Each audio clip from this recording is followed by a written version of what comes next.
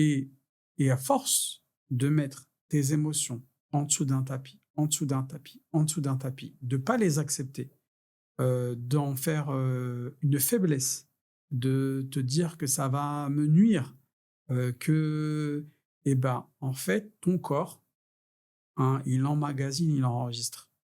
Et cette accumulation d'émotions, de mettre sous le tapis, d'enjeux, de peur, d'incertitude, de frustration, de t'as pas fait le deuil, de tout ça, ah bah, le corps, frère, en fait, il a explosé en Mmh. vol. Covid, infection, côlon, truc, opération, urgence, bloc opératoire, comme si le corps te disait: «Frère, prends le temps, en fait, d'accepter ces émotions-là.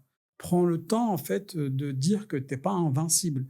Prends le temps de comprendre que pleurer, ça ne fait pas de toi un homme moins fort. Prends le temps, en fait, de pouvoir te ressourcer pour affronter cette réalité-là».